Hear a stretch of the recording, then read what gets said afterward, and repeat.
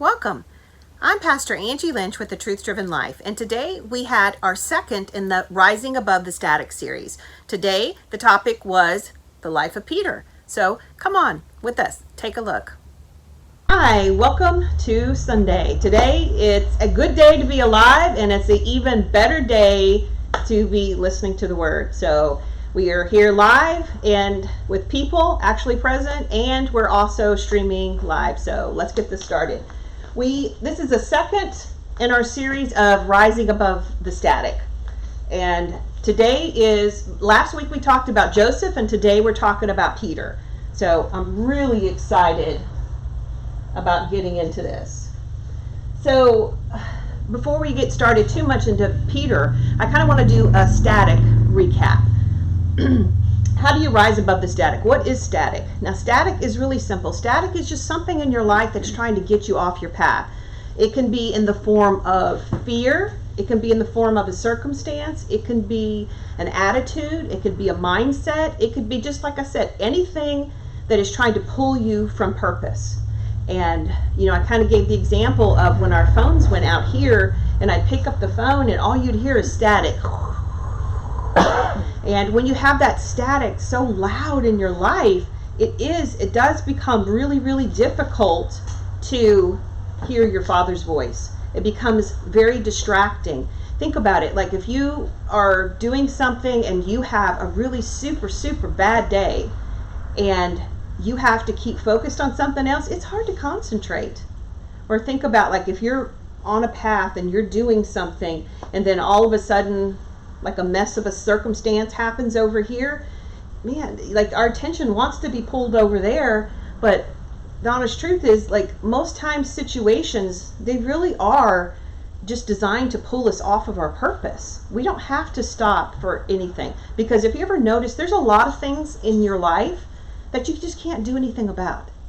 Like everybody, I want you to hold both hands out. Things I can control, things I can't. Anything you can't control, I just set you free in 80% of your life. Because if you can't control it, like say if you go into work and you feel like the boss is mad at you, can you control that your boss is mad at you? No. But what you can, then it gets you, as long as you eliminate this, then you begin to think about, okay, what can I control about that? Well, for one, I can control my attitude. For two, it will begin to empower me for what? Okay, what can I do in this situation? Okay, if I think somebody's upset with me, I could talk to them. But we can't manage our own feelings and our own emotions and our own circumstances by trying to control somebody else's behavior, because that's called manipulation. What's manipulation? Witchcraft. We don't want to practice that. We're not trying to do that. So that's kind of a quick recap of our static. Now, as we go through this, how are we going to do it today? Okay, what I'm going to do is I'm going to go over a little bit of what was Peter's static. And I'm not going to go into any detail. I'm just going to kind of point out some static, because as we talk about it, I want you to try to pull it out and watch it. Now, when we talk about that, then we're going to go into takeaways. And that's where I'll get into a little bit more detail with that, because there are a lot of takeaways that we can learn from in this story. Now, let's see. Where do we start? Okay.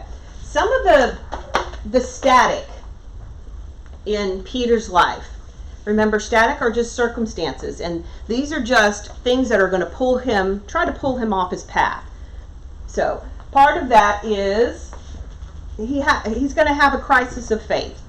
He's going to deny the guy that he's been following for all these years. He's impulsive. He lost his Lord. At the end, Jesus goes home, and so he loses the person in the physical presence that he's been following. He's emotionally intense. Like Peter's like up and he's down, and he's up and he's down, and he's kind of all over the map. He wrestles with immaturity. He has to, after he denies his Lord, he has to overcome shame. And like I said, he is very, very erratic. One of the reasons I picked Peter in this series is because I love Peter. Because I feel like really David and Peter I can really relate to. Because I'm not a perfect person. If you look at some people, like I would say Paul, Paul has his own static and we'll do him last. But he seems to be a little bit more together in areas. And I can relate with Peter because it's like 1 minute he's killing it and the next minute it's like, who are you, Peter? And I think a lot of our lives really reflect that because we're so human, so very human. And what are you going to do when it feels good? It feels great when you're up here, right? It feels great when you're killing it. But what are you going to do when you're not killing it? What are you going to do when you feel like you've disappointed people? How are you going to handle that? How are you going to stay on path? How are you going to stay on purpose? So it's that ups and downs with Peter. Peter's really messy. I don't like to think, but I can be messy. Why? 1 minute it's one way, another minute it can feel another way. But the beautiful part of that is, and a great takeaway from that is, God doesn't love you any less. Like when you see the love of the Lord for Peter as he really goes from immaturity to he was just a radical believer. It's amazing. And in that, never is any hope lost in him. Never is any disappointment. No. Even when Peter denies Jesus, Jesus predicts it. Peter's like, no way. And then he does. And at the end of it, he appears to Peter before any of the other apostles. Why? I got you, Peter. It's okay. And it's incredible. So I want you to kind of think about some of the static in Peter's life. And I'm not going to. This is like with Joseph. My goal here is for you to go home and for you to read the story of Peter. I really want you to get into it and read it. I want to hopefully whet your appetite enough here that you're like, wow, I want to know more about that story. It's not possible for us to talk about anything, so I pulled out a few takeaways from it. But like I said, my true goal is for you, don't take my word for it, go home, read it. It's interesting because, kind of like Joseph was in one spot in the Bible, his story. Peter's is, the 4 Gospels, Matthew, Mark, Luke, and John. It goes through all of those, doesn't it? And I love it because there's a different version in each one, almost. And some of the stories are in some of the stories aren't in others. And then you go into Acts, and then Peter, he's a little bit in, I believe, Galatians, and a tiny in Corinthians, mentions. And so I really, really want you to be inspired to go home and to just grasp on to this material and be like, man, I want to know Peter, because I promise you, once you begin to see the love the Lord had for Peter, and he didn't have to be perfect. He didn't have to have it all together. He didn't have to, when he's called, he didn't have to have all the answers. He didn't have to be, again, I said, perfect. And I think sometimes we just have this perfectionism that we place on ourselves, and we have to be a certain way, and we have to do a certain thing. And gosh, if we feel the Lord speaks to us to do something, that we have to just be able to be the ones that make it happen. And it just doesn't work that way. And I think Peter's life really, really, really shows that. So we're going to get into that. Okay. Now, we're going to start with Mathew 4:18.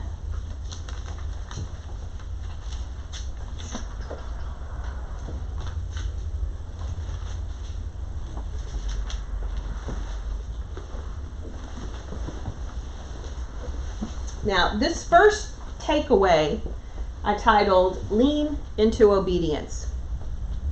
And this is when Jesus calls some of the 4 of the disciples, like Mathew 4:18. I'm going to read it and then we'll talk about it for a minute. And Jesus, walking by the Sea of Galilee, saw 2 brothers, Simon called Peter and Andrew his brother, casting a net into the sea, for they were fishermen.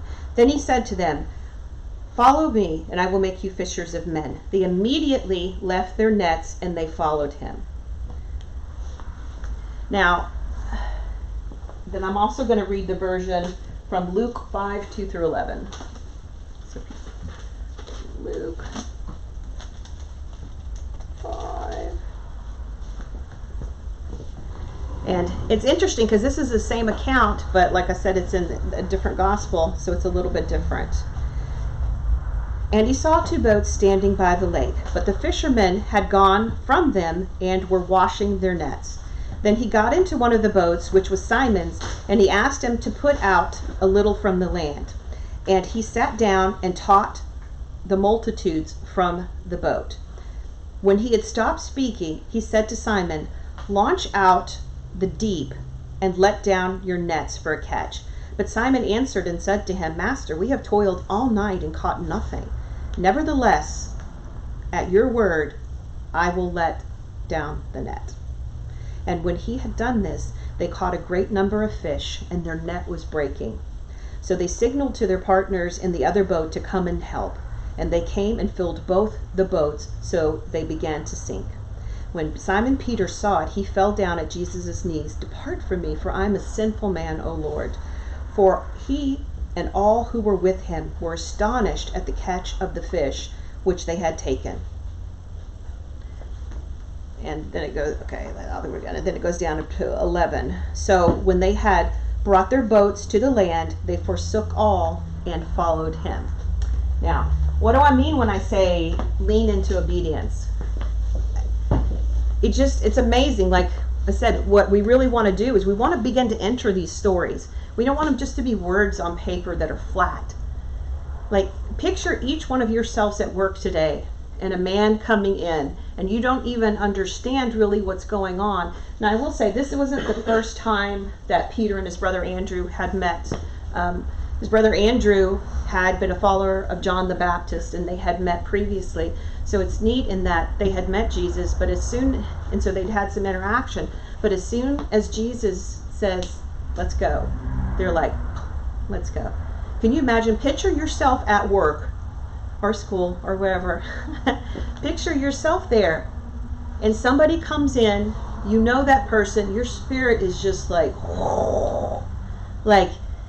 what would it take for you to be like, "And I'm done here"? Like, just leave everything. Like, they literally, like, they're living their life, and Peter's married. Like, living their life. And then Jesus like, "It's time." And they're like, "Okay." That's crazy, isn't it? Like I said, I want you really to step into the story and really think about, gosh, what would it take? What must you feel in your spirit? How much the presence of the Lord must fill that area that you're in for you to have no doubt, no question, no anything, and you're just, boom, I'm going. And there is a principle of leaning into obedience. Have you ever done something? And it happens with transformation too, because it's an interesting process where you just get this feeling like, I'm supposed to do this. And then your head tries to talk you out of it. And then, because I promise you, and that's what I mean by lean into obedience. If your spirit picks up something and you're just like, I know this is what I'm supposed to do, lean into that. Get your head out of the way, because your head will talk you out of something faster than anything else. Because your head will start saying, well, what about this? What about this? What about this? What about this? And you're like, well, I was crazy. I don't think I even felt a feeling. And that's how that happens. But I promise you, if you begin to lean into obedience, if you hear your Father's voice and you honor that by leaning in and being obedient to that, you begin to operate stronger and stronger and stronger in that, to where it's just almost like muscle memory. It's the instant reflex to follow that, and your mind can't talk you out of those things. It's like I said, when I think about, there's a couple stories I think about when I think about obedience, but when I think about this story, or when I'm in a situation and I'm like, oh, I got to follow my gut, because sometimes, your gut's scary. Like these people, they were people too, like us. You think that like, oh, I got to quit my job. And really, they were self-employed. Who else was going to run the boats? But they knew that they knew that they knew, and you have to lean into that. So I want y'all to think about that. Takeaway 2 from how Peter rises above his static is keep your eyes on God, not your circumstances. And for this, we're going to go into where Peter walks on water. This is Matthew 14. You know what's interesting? It's in Matthew.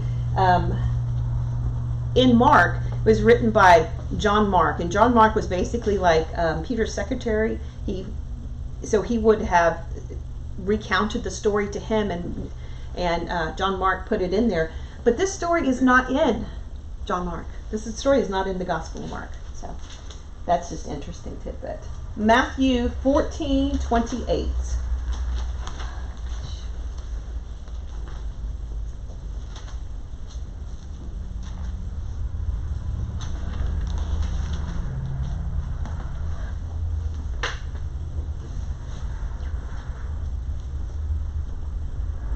Okay, actually in 14:20, but I'm going to start at 22.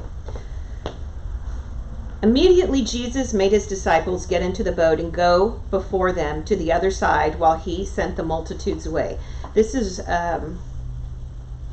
this is right after the fishes and loaves. While he sent the multitudes away. And he had sent the multitudes away, and when he had sent the multitudes away, he went up in the mountain by himself to pray. And when the evening came, he was there alone.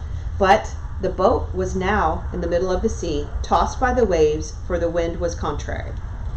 Now, in the fourth watch of the night, Jesus went to them, walking on the sea. Would that be weird? Like you're in your, Jesus is like, I got to go, y'all go ahead. I'm going to go do my thing. I need to pray. And so you kind of wake up, the boat's going crazy. You wake up and you're like, is that Jesus walking on water? Like, it's an interesting thing because they were around so many miracles and so many amazing things happening, but still it had to be a little freaky. And when the disciples saw him walking on the water, they were troubled, saying, is it a ghost? And they cried out for fear. But immediately Jesus spoke to them, saying, be of good cheer, it is I, do not be afraid. And Peter answered him and said, I love this, Peter's always like, he's up for it. Peter answered him and said, Lord, if it is you, command me to come to you on the water. So he said, come. And when Peter had come down out of the boat, he walked on the water to Jesus. But when he saw the wind was boisterous, he was afraid, and beginning to sink, and he cried, saying, Lord, save me. And immediately Jesus stretched out his hand and caught him, and said to him, O you of little faith, why do you doubt? And when they got to the boat, the wind ceased, and those who were in the boat came and worshipped him by saying, truly you are the Son of God. Now, I love this. Takeaway 2, keep your eyes on God, not your circumstances. And there's so many takeaways, but we only have time for so many. Just to I love the attitude of Peter. Peter's like, Jesus, I want to walk on water too. And so he goes out and he's confident, but as soon as he starts thinking about the circumstances, he starts hearing and feeling those winds, then that doubt creeps in, and then he starts to sink. But even in that, what does Jesus do? I got you, boy. I got you. There's no need. We're human, and we want to look at our circumstances. That's why we just have to have blinders on. Blinders. Because why? Because everything will compete for your attention. Everything, remember, we want to fulfill our purpose. Everything competes for your attention. Everything pulls you from purpose if you will allow it. But if you will keep your eyes on your Father instead on your circumstances, now understand, I love how Peter goes out bold, gets a little distracted, but even in if we succumb to our distraction, we are not alone in that. God is not going to abandon you. It's not, you don't have to be perfect. You keep your eyes on him instead of your circumstances, but also understand that if you don't, he's got you. He's got you. There's never a time when he doesn't have you. No matter what anybody says to you, there's never a time when God will not have you. Okay, number 3 takeaway is, I love this one too. God will reveal what you need to know. So many times, like trying to stay on our path and our purpose, trying to accomplish what we think we're supposed to do, and just living in general, there can be a fear creep up, like, what if I don't know enough? What if I don't see in this circumstance? You know, and it happens in relationships, like, oh my gosh, what if somebody's going to take advantage of me? Or, oh, is this a good person? Is it not a good person? You know, we have some single ladies in here, and there's some fear, isn't there, around trying to find the right mate. And is this the right person? Is it not the right person?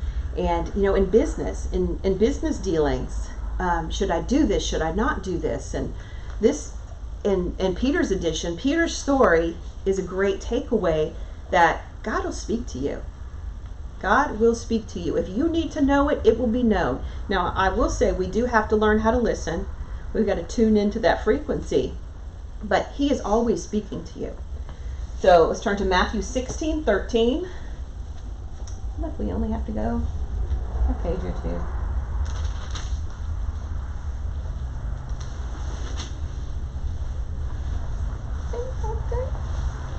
Okay, Matthew 16:13. When Jesus came into the region of Caesarea Philippi, and he asked his disciples, saying, "Who do men say that I, the Son of Man, am?"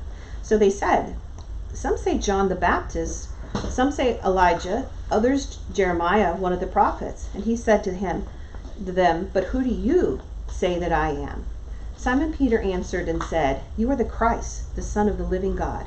Jesus answered and said to him, "Blessed are you, Simon, for flesh and blood has not revealed this to you, but my Father who is in heaven. Also I say to you that you are Peter, and on the rock I will build my church, and the gates of Hades shall not prevail against it. And I will give you the keys of the kingdom of heaven, and whatever you bind on earth I will bound in heaven, and whatever you loose on earth will be loosened in heaven." Then he commanded his disciples that they should tell no one that he was Jesus the Christ. Now, times were a little sketchy back then when they're traveling. But how beautiful. I want to read that one part again. "Blessed are you, Simon, for flesh and blood has not revealed this to you, but my Father who is in heaven." Now, like, we read the Bible and we know Jesus is Christ. We know Jesus is Jesus. But in this timing in here, if we walk into this story, I mean, like, people were like, well, is he, you know, people knew of the forecoming of him, but how do you know in those times what was what? There's no way Peter could have accurately known that who he was, and really had a knowing who he was, but it was revealed to him through God. Like, people knew something was up with Jesus. There was something going on with Jesus. Like, Jesus was somebody, but it's like, wow, who is this? What is this? So what do you need to know in your life? God, I promise you, one of the biggest takeaways, God will reveal whatever you need to know. You know, God is a good God, and he wants to partner with you in every aspect of your life. There is nothing that your Father would withhold from you if you seek him. Nothing. You ask. Now, sometimes, like I said, things don't always happen the way we want them to happen. That doesn't mean he's not listening. That doesn't mean he's not speaking to you. But, we'll kind of go into a little bit of this in a little bit, but we got to get off our plan. We have to get off our plan. So don't ever doubt that God will reveal anything that you need to know. If you need to know it, he will reveal it. And if you're curious, you ask your Father, because he's not a father that would deny you. Our fourth takeaway, I led right into that. is to get on God's plan, not yours. How many of you know that God's plan is a better plan than our plan? So I love this because this happens just right after. I love the timing of this. So Mathew 16:21, we don't even have to turn the page. From that time, Jesus began to show his disciples that he must go to Jerusalem and suffer many things from the elders and chief priests and scribes, and be killed and be raised on the third day. Then Peter, I love this. I love Peter. Peter, man, he's gutsy. So Peter took him aside. Come here, Jesus, I need to talk to you. Come here, Jesus, I need to talk to you. This cracks me up. So Peter took him aside and began to rebuke him, saying, "Far be it from you, Lord, this shall not happen to you." But he turned and said to Peter, this is like harsh, like 1 minute you're like, Jesus is telling you on the church, on this rock I will build my church, and the next he's saying to you, "Get behind me, Satan." "You are an offense to me, for you are not mindful of the things of God, but the things of men."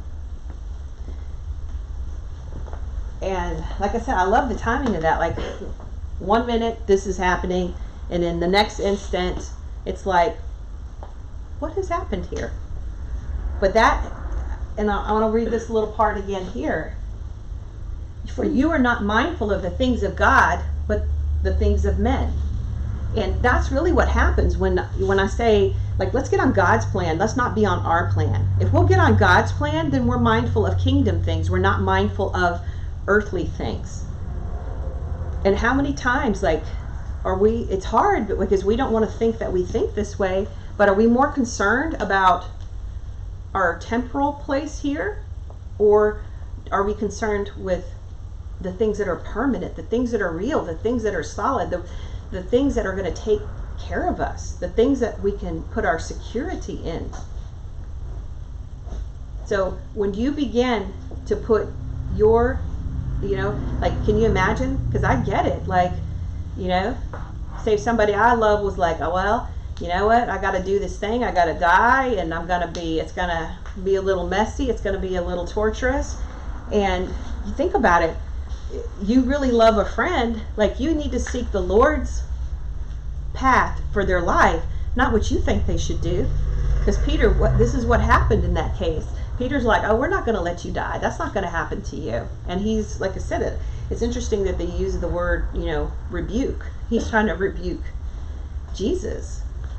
No, get it together, Jesus. That's not going to happen. And, we laugh when we read that, or I'll laugh when I read that. But we do that a lot. Think of a friend coming to you. With what we do here, we do a lot of counseling, faith-based counseling, and you don't ever want to hear what I have to say. You want to hear what the Lord has to say. That's why I really like Holy Spirit counseling, because I can tell you what I think, but that doesn't mean anything. You want to hear what your Father thinks.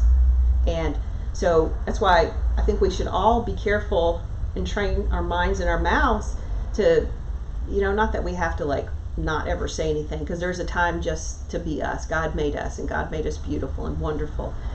But if somebody's seeking counsel, he's sitting down with his people and he's like, "Man, I got to tell you about what's coming up, and this is going to be difficult and it's going to be hard, but we're going to get through it." And, they're not even seeking heaven on it. What are they doing? They're thinking about their own needs and their own desires. And, so much so that Peter is rebuking Jesus. Get that out of your head. Don't let the devil get in your head. It would be interesting to kind of be a fly on the wall or a fly in the air to see what was going on there. So I want to encourage you, always seek to be on God's plan. Because if you're more mindful of what your circumstances are and what your plans are, if you think about it, if you make a choice out of fear, you're being run by fear. And fear it'll just destroy you, because it eats away at faith. It eats away at joy. It eats away at your ability to remain stable. It really, really does. So, fourth takeaway is get on God's plan. Our fifth takeaway, which I love, we're gonna go to two places for this. We're gonna start at Matthew 26. Matthew 26:31. Okay, this is where Jesus predicts Peter's denial, and the title of this takeaway is to be teachable. 31, Matthew. Then Jesus said to them, all of you will be made to stumble because of me this night, for it is written, I will strike the shepherd, and the sheep of the flock will be scattered. But after I have been raised, I will go before you to Galilee. Peter answered and said to him, even if all are made to stumble because of you, I will never. How many of you know when you say never, that's you're kind of setting yourself up anyway. I will never be made to stumble. Jesus said to him, assuredly I say to you that this night before the rooster crows, you will deny me 3 times. And Peter said to him, even if I have to die with you, I will not deny you. And so said all the disciples. Now we're gonna journey over to Luke 22:31.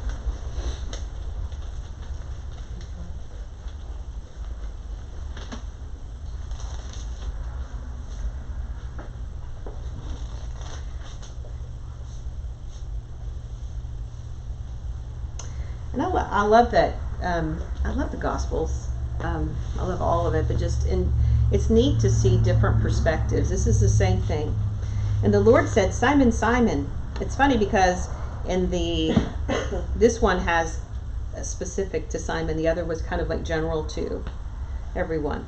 The Lord said, Simon, Simon, indeed, Satan has asked for you that you be that he may sift you as wheat. But I have prayed for you that your faith should not fail.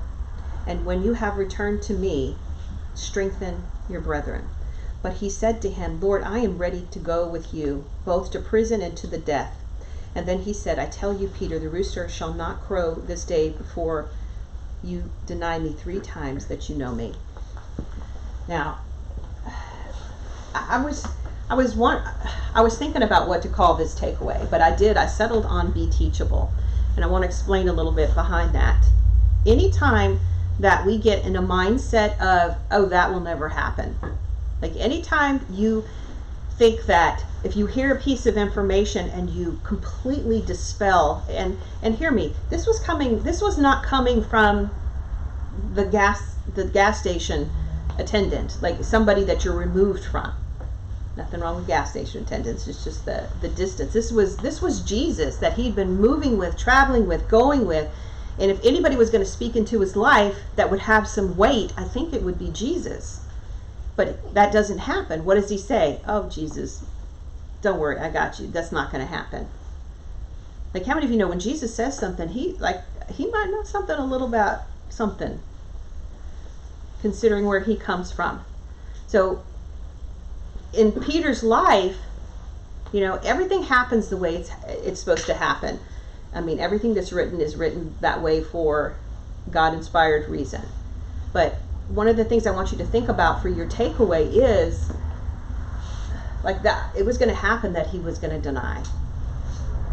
But when we get in that mindset, then when we reject the safe people in our lives speaking into it, it really does set us up for, I hate to say failure, but yes.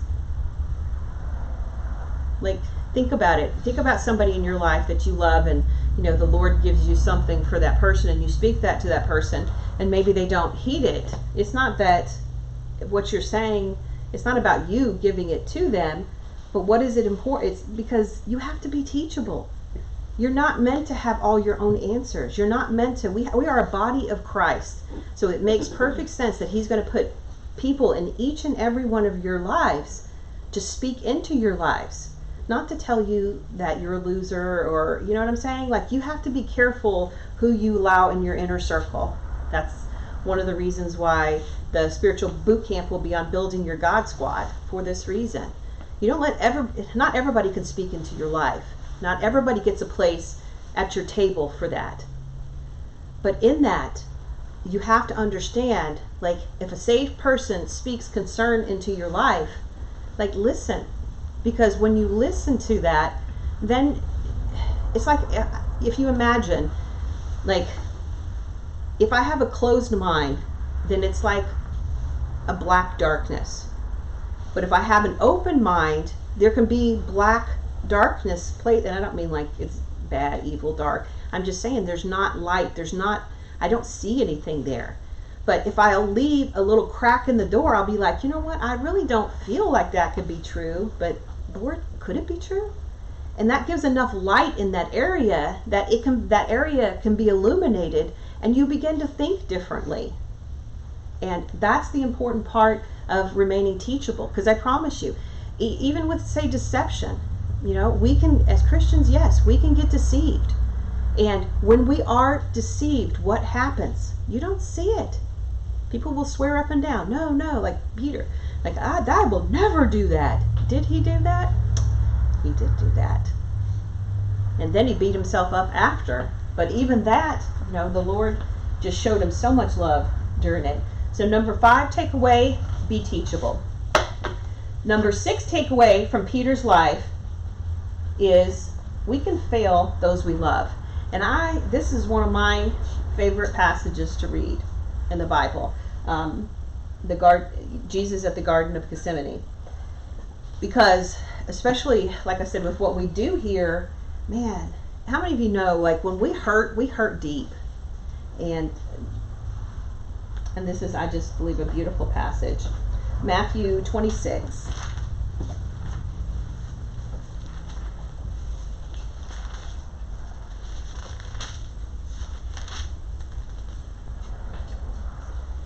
Matthew 26, I think I'm going to start 36. Yes, prayer in the garden. And I'll also say what's really neat because we're sourcing the videos for the 63-day challenge, and one of the first videos, probably one of the reasons I'm like, yes, he talks about the in the garden. And like I said, this is you could end up with everything in your Bible highlighted, but this is, if you're in a troubled time, this is where somebody has disappointed you, this is a really neat one to read. Prayer in the garden. Now this is before Jesus is about to be arrested, and he's about to walk into what's going to happen with the crucifixion. Then Jesus came with them to a place called Gethsemane and said to the disciples, "Sit here while I go and pray over there." And he took with him Peter and the 2 sons of Zebedee, and he began to be sorrowful and deeply distressed. Now think about this. You've been walking with Jesus, and this is Jesus. I wouldn't imagine Jesus got upset often, but this is a lot to handle. So he's saying to them, look, I need to pray, but come, this is his inner circle. Come over here and be with me, and just come here with me. So he said to them, "My soul is exceedingly sorrowful, even to death. Stay here and watch with me." He went a little further and fell on his face and prayed, saying, "Oh, Father, if it is possible, let this cup pass from me. Nevertheless, I will, not as I will, but as you will." Then he came to the disciples and found them sleeping, and said to Peter, "What? Could you not watch with me 1 hour? Watch and pray, lest you enter into temptation. The spirit is willing, but the flesh is weak." Again, a second time, he went away and prayed, "Oh, my Father, if this cup cannot pass away from me unless I drink it, your will be done." And he came and found them asleep again, for their eyes were heavy. So he left them, and he went away and prayed a third time, saying the same words. And then he came to his disciples and said to them, "Are you still sleeping and resting? Behold, the hour is at hand, and the Son of Man is being betrayed into the hands of sinners. Rise, let us be going. See, my betrayer is at hand." Now, because, this is Jesus. And here are his disciples, and they're following him around. 3 times, he's like, "I got to go pray. This is a big day. A lot's going to go down this day. I really need y'all to be strong for me. And he goes and he prays and he comes back and they're sleeping. How many times in your life have you felt let down? How many times in your life have you let somebody down? Like, can you imagine, like, if we were there, if we were Peter, God, like, how many of y'all know Peter wasn't trying to fall asleep? Like, that wasn't like, oh, he's praying, I'm gonna go, I can get a few winks right now. That's not Peter's mindset. That's not his mindset. But how many of you know sometimes we fail? We do, we fail. We fail those we love, and those we love fail us. And it's what we do with it from that moment on. You can hate somebody forever. You can live with resentment, or you can understand that I'm going to fail people and people are going to fail me. And it really does make a difference as to what your next step is. You will always disappoint somebody, I promise you. Like, you're not going to live a life where you, one, are not going to be disappointed, or two, you're not going to disappoint somebody else. The joy and the peace in your life comes from what you do in the next step. I always encourage everybody, you know what, if you've done something, don't let the shame and the guilt overcome you so that you can't go and apologize to that person. And if you're on the other side of it, don't have such a hardened heart that, like, don't make it difficult for somebody to make it right with you. Because it's funny, you know, I work with a lot of couples, and sometimes in couples, they will fight like they're never going to see each other again. Like, people, this is a cycle. You'll make up in 2 days, but you will be so mean and ugly to each other. Like, you're never going to see, like, it literally is like, I could just be the nastiest I can be because I'm never going to see this person again. But you know, you're likely to make up in 2 days, if not sooner. And then all that wounding between you has to, so there's the hurt of what happened that you originally got that way about, and then now you got all that other stuff in there. So that's why I say, like, when you think you've been wronged, if you think you've been hurt, if you think you've been betrayed, you read this passage, and I hope it gives you a different perspective for what being betrayed might feel like. Because, like I said, it will happen. If it happened to Jesus, it's going to happen to you.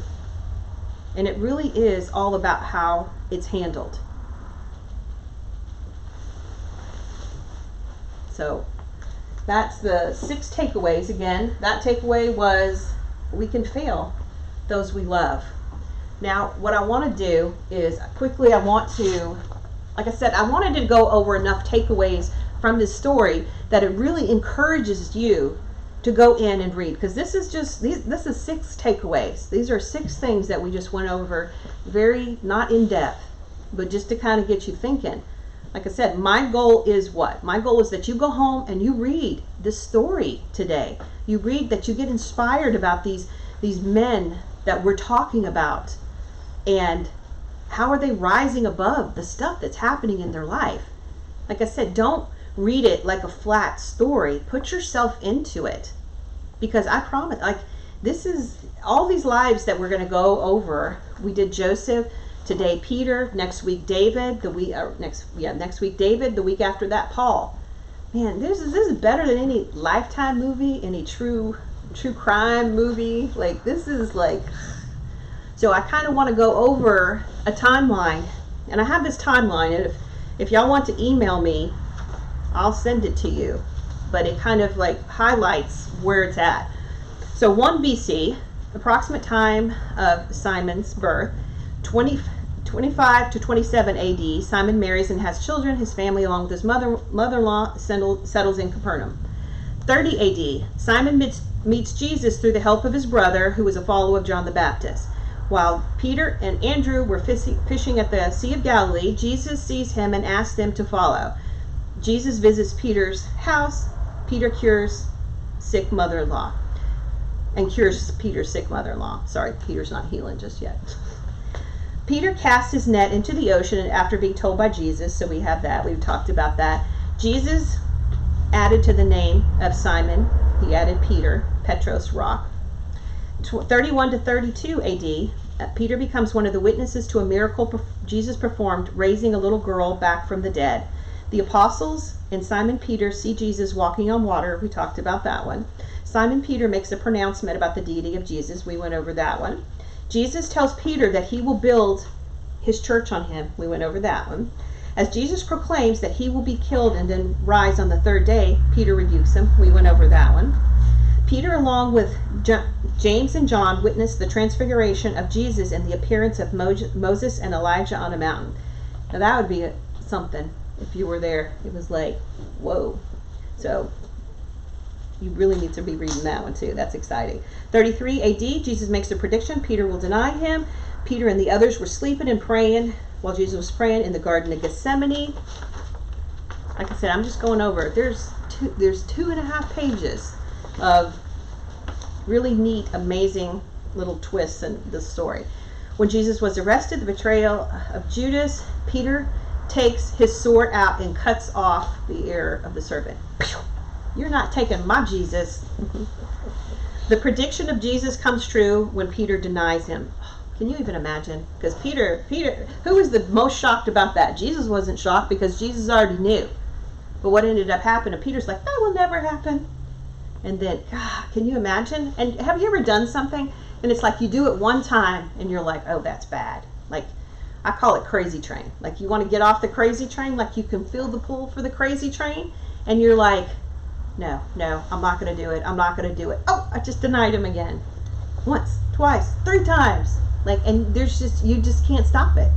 It's so, Peter was the most shocked that happened.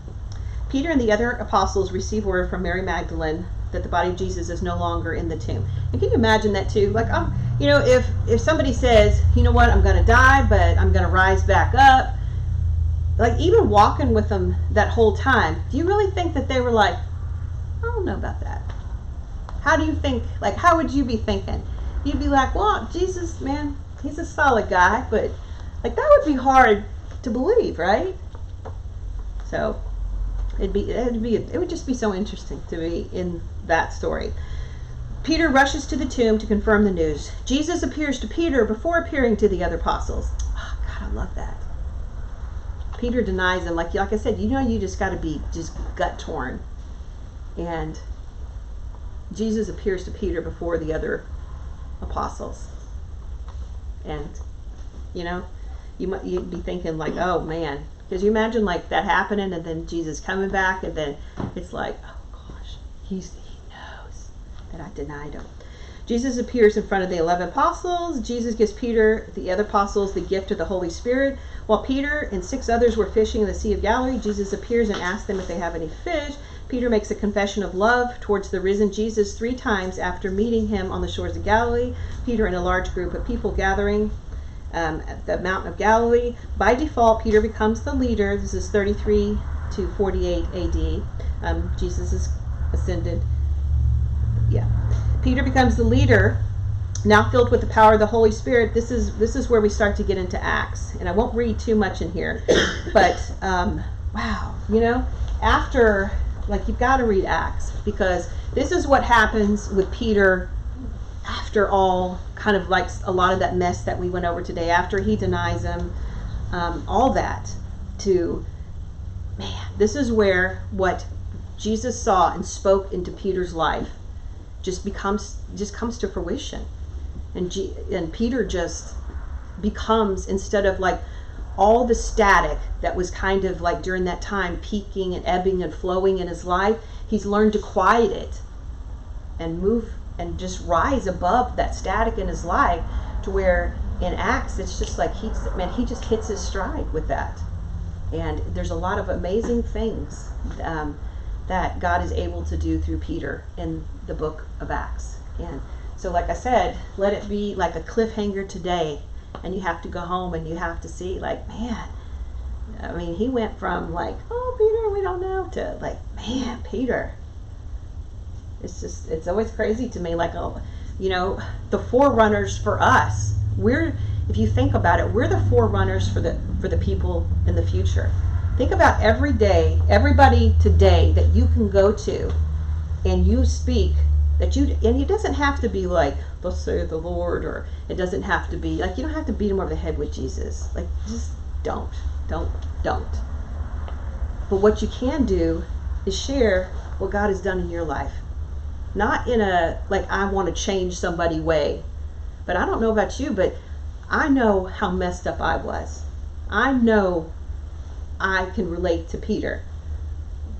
And if he can do something with my life, I have complete and total faith that he can do something for somebody else's life.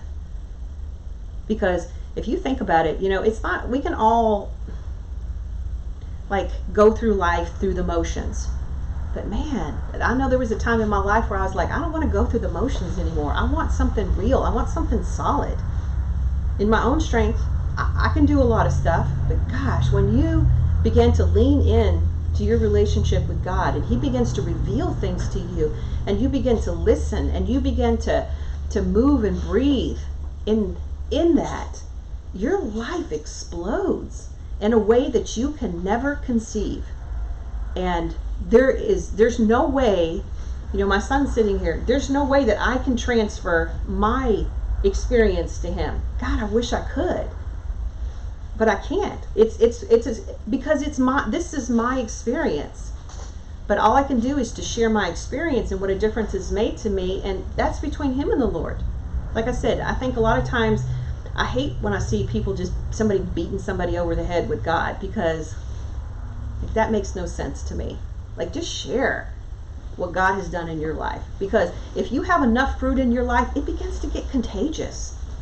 How many of you have seen and hear me, we deal with a lot of counseling stuff in here, and I'm not in any way putting a depressed person down.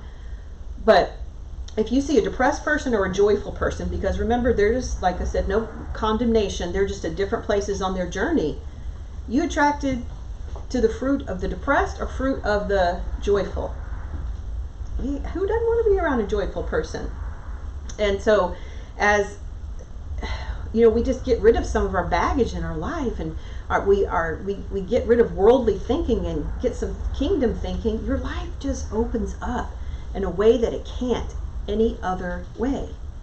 And so it's always exciting to me, like I said, when we talk about the series, rising above the static. I swear, I don't care what your circumstance is right now. It can be different. Where you are right now isn't where you're at in every moment in time.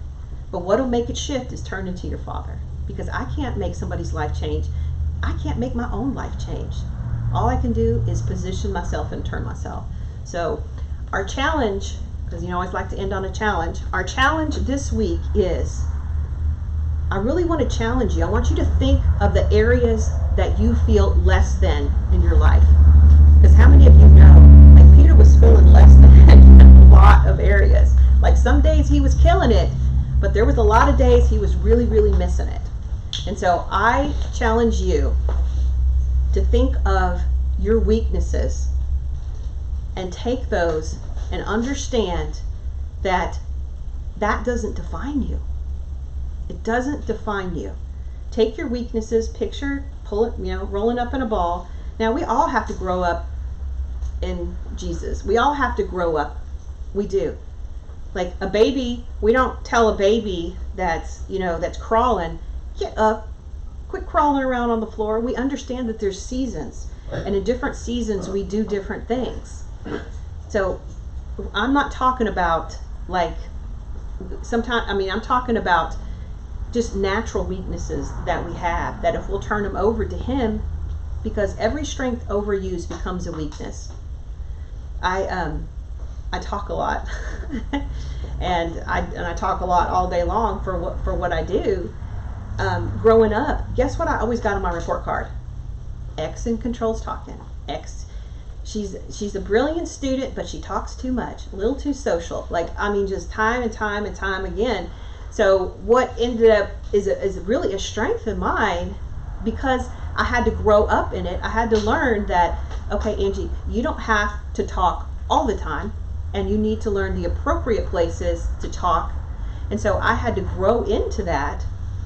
But that's where we have to be careful with each other and love each other, because I really did get under condemnation in that area. I thought, well, I just talk too much. But what if that had taken over? I wouldn't be standing here right now. I wouldn't be working with people every day.